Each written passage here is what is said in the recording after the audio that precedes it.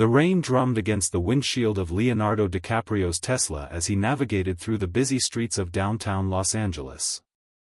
It was one of those rare evenings when he had no meetings, no premieres, no obligations, just him and the open road. The city lights blurred past in streaks of gold and crimson, creating an almost cinematic backdrop that reminded him why he'd fallen in love with this sprawling metropolis decades ago. He was heading home from a quiet dinner with an old friend, Martin Scorsese, where they discussed their upcoming environmental documentary project. The conversation had been heavy, filled with statistics about climate change, deforestation, and the urgent need for action. Leo's mind was still processing the weight of it all when something ahead caught his attention. Outside a small grocery store called Maria's Market, a commotion was unfolding. Two uniformed security guards were restraining an elderly woman, their hands firmly gripping her thin arms as she struggled weakly against their hold. Her gray hair was disheveled, and even from a distance, Leo could see the distress etched across her weathered face. Without hesitation, he pulled over to the curb, his heart racing with a mixture of concern and anger. As he stepped out of his car, the cool evening air hit him, carrying with it the sounds of the woman's pleading voice. "Please, I just needed bread for my grandchildren," she was saying in accented English, her voice barely above a whisper. "I have no money until next week when my check comes." One of the guards, a burly man in his 30s with a stern expression, shook his head firmly. "Ma'am, we've explained this. You can't just take items without paying. We have to call the police." Leo approached cautiously, his hands visible and his demeanor calm. He'd learned over the years that his celebrity status could either help or complicate situations like this, depending on how he handled himself. "Excuse me," he said gently, addressing the guards. "What seems to be the problem here?" The guards looked up, and Leo could see the moment of recognition flash across their faces. The taller one, whose name tag read Marcus, loosened his grip slightly on the woman's arm. "Sir, this lady was attempting to leave the store without paying for groceries," Marcus explained, his tone becoming more respectful. "We caught her at the exit with a loaf of bread and some milk." Leo looked down at the elderly woman, who couldn't have been more than 5 feet tall. Her clothes were clean but clearly old, mended in several places with careful stitching. In her free hand, she clutched a plastic bag containing a single loaf of whole wheat bread and a small carton of milk. Her eyes, a striking shade of blue despite her age, met his with a mixture of shame and desperation. "What's your name?" Leo asked her softly, crouching down slightly to meet her at eye level. "Elena," she replied, her accent revealing Eastern European origins. "Elena Petrov. I am so sorry for this trouble. I was going to pay next week, I promise. My social security check comes on the 1st, and today is only the 28th. Leo felt something twist in his chest. Here was a woman who had probably worked her entire life, raised a family, contributed to society, and now found herself in a position where she couldn't afford a loaf of bread to feed her grandchildren. "How much does she owe?" he asked Marcus. $7.32, Marcus replied, consulting a small slip of paper. Leo reached into his wallet and pulled out a $100 bill. "Here," he said, handing it to Marcus. "This should cover it, with plenty left over." Marcus looked at the bill, then at Leo, clearly surprised by the gesture. "Sir, that's very generous, but it's really not necessary. We were just doing our job." "I understand," Leo said, standing up straight. "But sometimes doing the right thing means going beyond just doing our jobs." He turned to Elena, who was staring at him with wide eyes, tears beginning to form. "Mrs. Petrov, would you mind if I walked with you into the store? I'd like to help you get some groceries." Elena shook her head vigorously. No, I cannot accept. You are too kind already. The bread is enough." "Please," Leo insisted gently. "I insist. Consider it a small gesture from one human being to another." The guards released Elena completely now, stepping back as Leo offered her his arm for support. She hesitated for a moment, then accepted it gratefully, her hand trembling slightly as it rested on his sleeve. As they walked back into the store together, Leo couldn't help but notice how other customers stared. Some recognized him, pulling out their phones to take pictures, while others simply watched curiously. He ignored them all, focusing instead on Elena, who seemed overwhelmed by the sudden turn of events. "Tell me about your grandchildren," Leo said as they made their way to the grocery carts. Elena's face lit up immediately, the stress and embarrassment momentarily forgotten. "Ah, they are beautiful children. Sophia is 8, and Dimitri is 6. Their parents, my daughter and her husband, they work 2 jobs each, but still it is not enough. The rent, the bills, everything costs so much now. I watch the children after school, try to help however I can." Leo grabbed a shopping cart and gestured for Elena to take the handle. "What do they like to eat?" "Sophia loves apples," Elena said, a small smile crossing her face. "Red ones, especially. And Dimitri, he is always asking for peanut butter sandwiches. Simple things, you know. Children don't need fancy food, just food." They spent the next hour moving through the store methodically. Leo watched as Elena carefully selected items, always checking prices, always choosing the generic brands over name brands. He quietly added items to the cart when she wasn't looking: fresh vegetables, meat, cereal, canned goods, cleaning supplies. Everything a family might need. At one point, they encountered Maria, the store owner, a kind-faced woman in her 50s who had been watching the situation unfold from behind the customer service counter. "Mrs. Petrov," Maria said warmly, approaching them. "I'm so sorry about what happened. Marcus and David were just following policy, but I want you to know that if you ever find yourself in this situation again, you come talk to me directly, okay?" Elena nodded gratefully. "Thank you, Maria. You have always been good to me." Maria turned to Leo. "And you, sir, what you're doing, this is beautiful. This is what community should be." As they continued shopping, Leo learned more about Elena's story. She had immigrated to the United States from Ukraine in 1985 with her late husband, seeking better opportunities for their family. They had worked hard, saved money, raised 3 children who all became productive members of society. Her husband had passed away 5 years earlier, leaving her with limited savings and a small social security check that barely covered her rent and basic expenses. "My husband, Victor, he was a carpenter," Elena shared as they moved toward the dairy section. "Beautiful work with his hands. He built furniture for half the neighborhood when we first came here. People would come from across the city to buy his tables and chairs." Her eyes grew distant with memory. "We had a small shop for 15 years. Not big money, but honest money. We put all 3 children through college." Leo listened intently, pushing the cart slowly to give her time to speak. Other shoppers occasionally glanced their way, some recognizing him, but he kept his attention focused on Elena's words. "When Victor got sick," she continued, her voice growing softer, "the medical bills, they took everything. The shop, our savings, even our house. We moved to the apartment where I live now.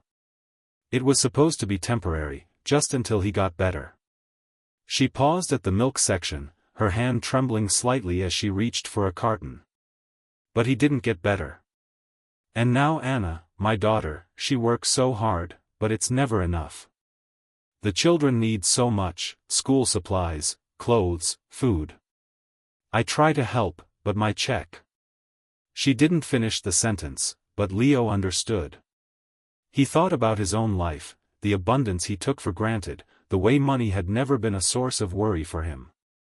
Here was a woman who had contributed so much to her community, raised a family, built a life, and now found herself counting every dollar. "You know," Leo said carefully, "I've been thinking about something. There are probably other people in this neighborhood facing similar challenges.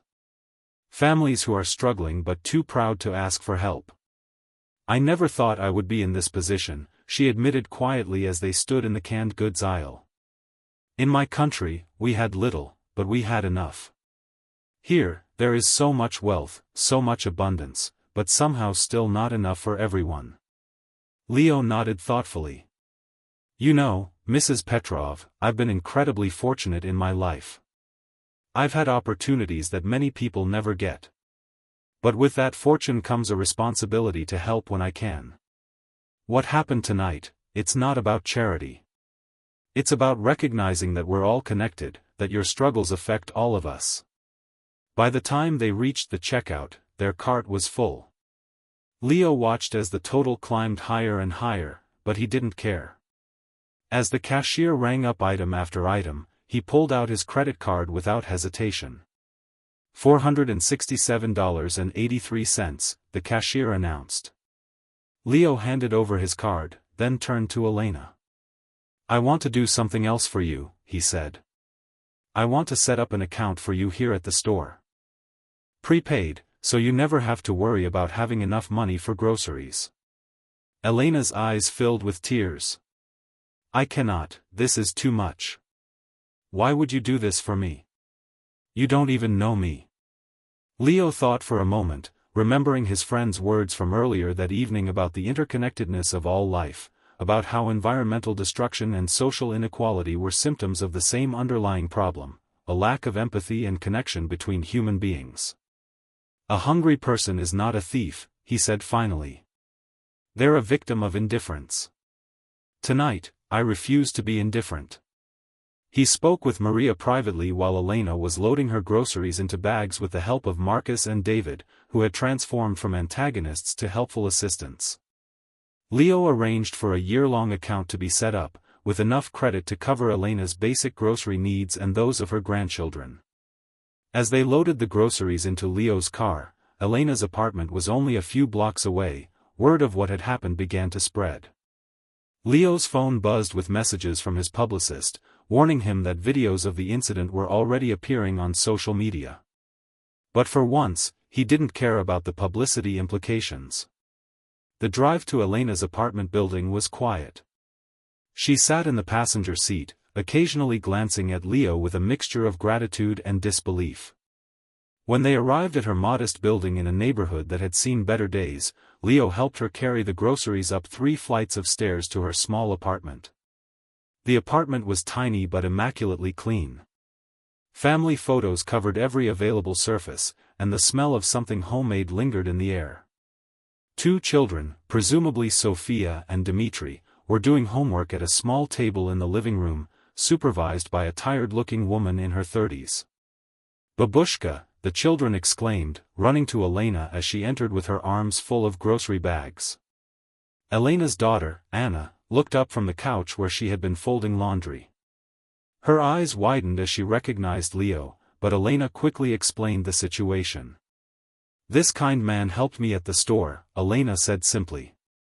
He made sure we have food for a long time.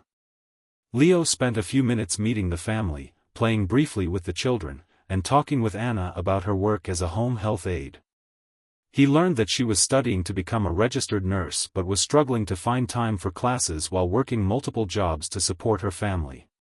Before leaving, Leo quietly slipped Anna his business card with a handwritten note on the back. It contained the contact information for a scholarship program he funded for working parents pursuing healthcare careers. As he prepared to leave, Elena took his hand in both of hers. Her palms were rough from years of hard work, but her grip was firm and warm. Mr. DiCaprio, she said, I will never forget this kindness. Never. And my grandchildren will know what you did for us. They will know that there are good people in this world. Leo squeezed her hands gently. Mrs. Petrov, you raised a daughter who works multiple jobs to take care of her family and her mother. You're helping raise 2 beautiful children who will grow up knowing the value of hard work and family. You've contributed more to this world than you know. Tonight was just evening the score a little bit. As Leo drove home through the now quiet streets of Los Angeles, he reflected on the evening's events. In a few hours, he knew the story would be everywhere: social media, entertainment news, probably the front page of several newspapers. Some would praise him for his generosity, others would dismiss it as a publicity stunt. But none of that mattered to him now. What mattered was that Sophia and Dmitri would have apples and peanut butter for their sandwiches. What mattered was that Elena could shop for groceries with dignity for the next year. What mattered was that Anna might be able to pursue her nursing degree with one less financial worry. The next morning, Leo woke to find his phone flooded with messages. The video of him helping Elena had indeed gone viral, garnering millions of views and thousands of comments. But among all the noise, one message stood out. It was a text from an unknown number, accompanied by a photo of two smiling children holding red apples. "Thank you from Sophia and Dmitri. They wanted you to know they shared their apples at school today. Anna Petrov." Leo smiled, setting his phone aside. He had meetings to attend, scripts to review, and a dozen other responsibilities waiting for him. But first, he had a phone call to make. He wanted to contact his financial advisor about expanding the scholarship program Anna had learned about. Later that day, he received another message, this one from Maria at the grocery store. Several other customers, inspired by what they had witnessed, had contributed to a community fund to help local families in need. What had started as one man's response to seeing an injustice had rippled outward, creating waves of kindness throughout the community. That evening, Leo found himself back in the same neighborhood, not because he had planned it, but because he had been drawn there somehow. As he drove past Maria's market, he saw Elena through the window, shopping with Sophia and Dmitri. She was showing them how to select the best apples, teaching them the same careful consideration she had shown the night before, but without the weight of worry that had burdened her then. The children noticed him through the window and waved enthusiastically. Elena looked up, smiled, and placed her hand over her heart in a gesture of gratitude. Leo waved back, then continued driving, carrying with him the knowledge that sometimes the smallest acts of humanity can create the biggest changes in the world. The story of that night would be retold many times in the years that come, but those who were there, Elena, her family, Maria, even Marcus and David, would always remember it not as a celebrity doing a good deed, but as a moment when the artificial barriers that separate us fell away, and people simply took care of each other. And in a world that often seemed filled with indifference, that was everything. Thank you for watching. I hope you all enjoyed this video and learned a lesson. I would be grateful for your likes. Also don't forget to subscribe and comment on the video. See you soon.